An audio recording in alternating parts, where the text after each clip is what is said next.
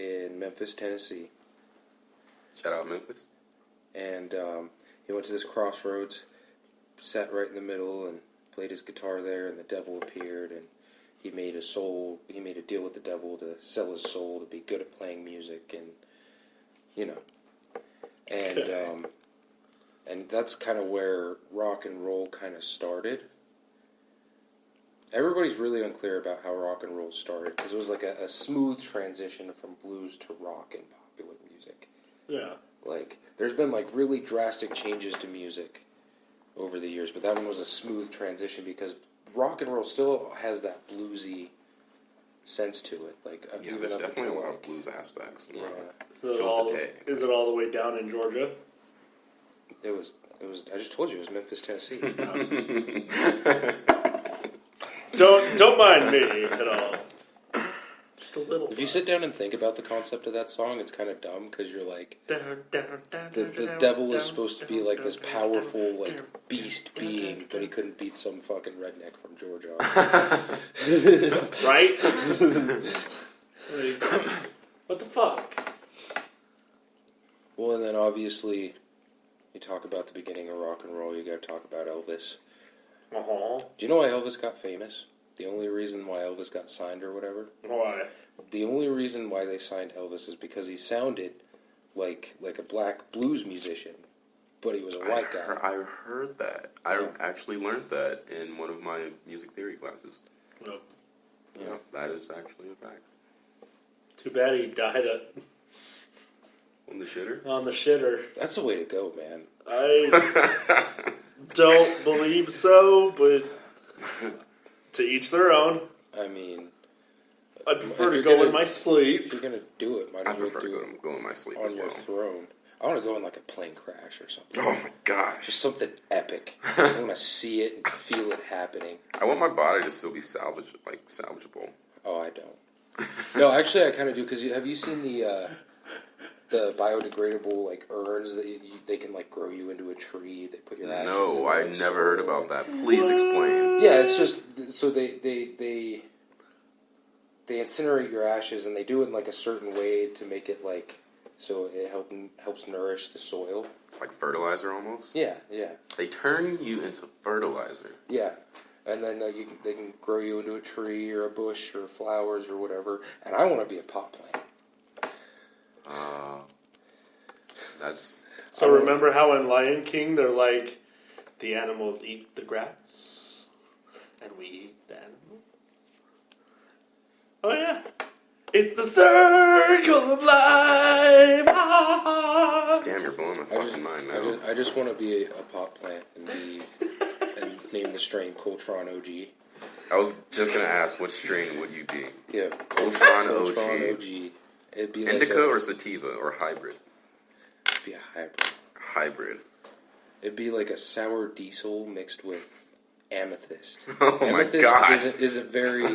Isn't very common, but the people who have had it know. Like, I've only ever had it one time from a dispensary down in Arizona, but it was probably one of my favorite strains I've ever had. Wow. I know that if I was ever a pot strand, it would be the atom bomb. I dig it. Right? And then it would be like a cross between like fucking Blue Dream and something else. Something really good. Really good. Granddaddy Perp? Actually, I think I'm more of a Granddaddy Perp strain. I would definitely want to be like a mix of Granddaddy Perp and probably something very, something lucid. Yeah. Just get people super baked. Oh, Girl Scout cookies. Girl Scout cookies, yeah. That's Girl Scout cookies and Blue Dream. A mix between them. I remember when that was like the most common name, like when I was a kid buying pot and like Girl Scout cookies. Yeah, that's how the dealer would get me, is they'd either be like, "Oh yeah, dude, this shit's from California," or they. So they all say. Yeah. Before we like started to like actually search where we was. When you first started smoking, like you're like, I don't know what that means, but it must be good. Yeah, it gets me high. Yeah, it smells good. It's got a smell to Either it. that, or they're like, oh yeah, dude, this is some Girl Scout cookies, and you're like, well, the actual Girl Scout cookies are really good, so this must be. Yeah. Sure, I'll buy this for $30 a gram. Right. I'm pretty sure Girl Scout cookies is like one of the most common strains smoked by weed smokers. That or probably maybe Headband OG? Or no, probably just Headband. I think like there's Girl Scout cookies, Northern Lights, Sour Diesel's another really common one. Yeah, Sour Diesel's Diesel is really probably more common than fucking Headband. Sour Diesel's one of my favorites though. Or Super Sour Diesel. Super Sour Diesel. Yeah. That one's a funny one. I was in California. I smoked Obama OG from this dispensary. It was really good. Really good. It wasn't top shelf. It was like mid shelf, but Nice. really, still really good. I feel like mid-shelf, like, I can't even really tell the difference, honestly. I think like, that's how they get you. Yeah, Like they say it's mid shelf, but I feel like mid shelf and like top shelf are kind of the same. yeah. I wouldn't know. Well, we have to take it to a dispensary. Done. Yeah, I'd We're only love to go 7 hours go away. to Vegas, and Fair enough. Vegas would be fun. I Not for wanna- you and a stripper's ass. Well, I have this thing where like I want to try cocaine one time. I've never done coke, and I want to try it one time, but it has to be one of two ways.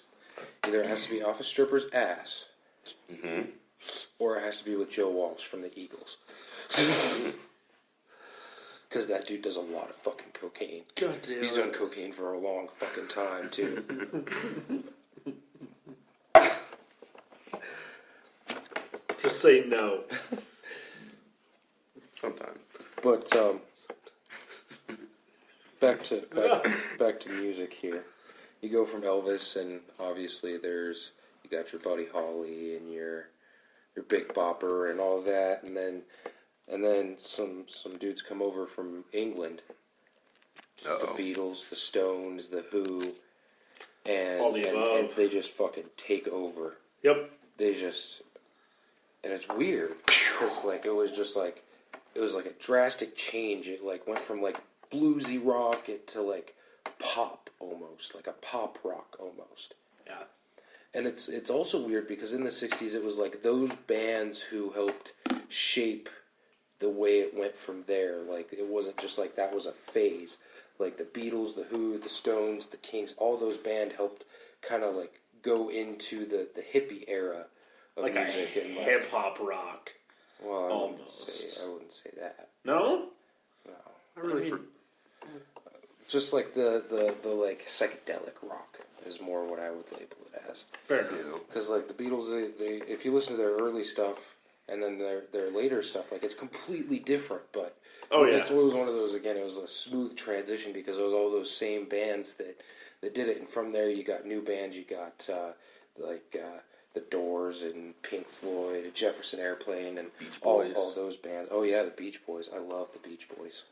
Then you get like the off-brand bands where it's like the Clash, the Police, like they're still like a part of the groups, but they're not like. When did the Police release their first record? Oh, now you're quizzing me. Because I don't really know a whole lot. That's why this is going to be fun. Is because I know a lot about like the drug rock star kind of thing, and you know more of like the big stadium like bands.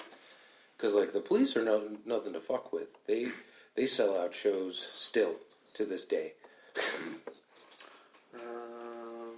And then you go from that, and like the Doors kind of started making things like darker in the psychedelic thing, because everything in the late 60s was peace and love, man, and in the war, and like the Doors I have a lot of respect for because they were like, no, death is a thing, Yeah. Snakes and death and fire and all that shit, Right. all the shit that gets me hard. First in 1978, So yeah, I was November, thinking 78 or late 70s, early 80s. with the lead single Roxanne. Outlandish D'Amour peaked at number 6 on the UK album charts and at number 23 in the U.S. So, that was the thing. And then you go from the late 60s to 1970. And in late 1970, I forgot exactly when, but in late 1970, Black Sabbath put out their first album, and it was completely different. It changed the fucking game for music. Like if I had a time machine and I could just go experience one thing, I would just want to be reborn and be like a teenager in the late 60s and just hear that first Black Sabbath album drop, just because I feel like those first three notes in that album is just brings chills to your spine, because it was different. Nobody sang about like Satan and like, especially like 1970, that was still like everybody was all hippie and and then all of a sudden, Back talking then, about how did people know when records were released by artists? Word of mouth. word of mouth lot of and- things were word of mouth. Or like just walking to your local Yeah. record store? You Yep. just go to a record store and See it on the shelf, and you're like, "Oh no way!" Those must have been the days. well, I'm sure like there was like probably advertisements on the radio or whatever too, like depending on what you listen to. I don't know how all that worked. I wonder how heavy advertising was back then as well. Probably not nearly as it is now. Oh, no. We have like 5 commercials in a 1 to 2 minute period. But at the same time, like, have you watched commercials from back then? Commercials were like really long back then. Yeah? Yeah, like they would use like, I don't know, like there was what was it? They used a Doors song, and they used like the whole Doors song, like "Light My Fire," and it's like a 7-minute song, and they used this whole fucking 7 minutes for one commercial. I think it was for like laundry soap or something. Like, Oh. how long does it take to talk about laundry soap? You know Well, what I I mean, sometimes you've got to like actually plan it all out, and you don't have editors to edit the film Yeah, to give you good cutscene. everything's definitely come a long way. Yeah, Yeah. it helps when you have a writer too. Yeah. The other thing that was weird about Black Sabbath in the 70s is like heavy metal started at like the same time as like funk and disco, Right. and they're like polar opposites. Yeah. And it's weird because I love both. Like I'll listen to Black Sabbath, and the very next song will be like Earth, Wind, and Fire or something. People, it was so weird. Like people that were more, involved with like the funk and stuff like that. Back then they were like, oh yeah, rock's dead. Yeah. Funk is the new wave now, and Yeah. I really, in a way, and that was partially true for that decade because funk did kind of like blow up, but I feel like rock definitely kept its kind of like Well, it's always gone back and forth. yeah. Like I said, like the from the very beginning of rock and roll, like you had the Elvis and all those guys we talked about, and then you went to the Beatles, which were more pop for a long time, and then in the earlier late 60s, early 70s, rock was starting to take back over, and then funk and disco came along, and then after that, fucking thrash metal started in the Bay Area in California, and that fucking took over, and all the hair metal bands in LA, and that took Right. over for a while, and then I went back to pop in the late 90s for a little while, and then grunge came out and fucking took back over, and like right now, we're definitely in like a pop and like hip hop and rap era, Right. Definitely. but rock is coming back around. What's some new talent? What's some new talent that we have to look out for? Do you think? That's a good question, because there really isn't a whole lot because of the way that